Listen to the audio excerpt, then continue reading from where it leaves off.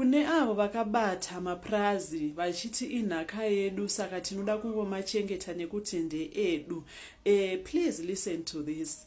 Bata Zimbabwe used to be one of the best shoe manufacturer in Africa, but not anymore. Zimbabwe used to feed Southern Africa, but not anymore. Zimbabwe yakarasikirwa ne$17 billion since 2000 on agricultural production.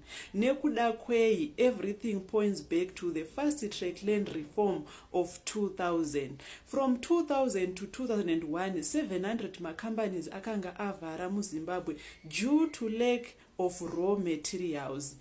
Companies etimber, I produce timber, akavhara. Leather dealers akavhara nekuda kwekuti iwe wakatora purazi remombe ukangorichengeta usina chauri kubatsira to the economy of Zimbabwe. Wakatora purazi remombe ukatengesa dzimwe ukadya dzimwe dzikafa due to lack of experience. Vaita zvekubheka mabhekari akavhara nekuda kwekuti hakusisina mafarmers ari kusupply wheat. Wakatora purazi due to lack of experience ukafeila. Chiri kukutadzisa kudzosera purazi mushure mekunge waona kuti wafeila chii. Millers akavhara. Takanga tinana Palenda. I don't know if Palenda ichiriko, but avacha produce the way yavaiproducer nayo.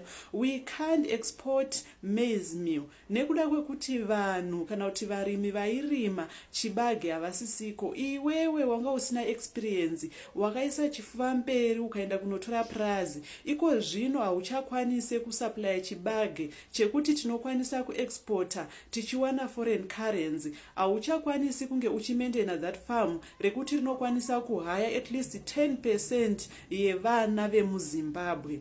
Guys, ndinoda kuti muone kuti takarasikirwa zvakaita sei. Mabhekari akarasikirwa nemasuppliers ewheat and they were forced to close. Leather dealers akarasikirwa nevarimi vemombe and they were forced to close. Vemukaka vakarasikirwa nevarimi vaita basa rekusupply mukaka and they were forced to close. Chimwe chi again, yeah, even chingwa chacho nani chakusupplyiwa. Vanhu vanenge vanotora raw materials kunze kwenyika.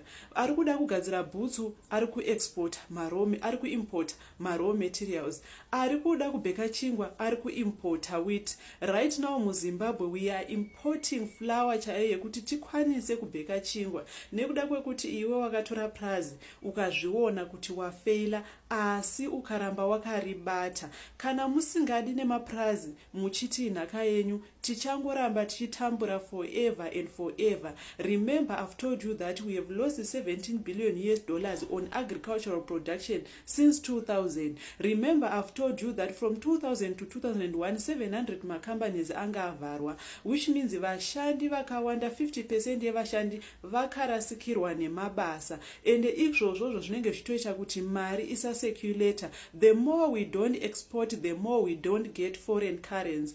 Economy inenge ichitoramba ichidonha nekuda kwaizvozvo. If you know that une purazi rawakatora ukafela kuri manager, just be a patriotic citizen, wongoridzosera.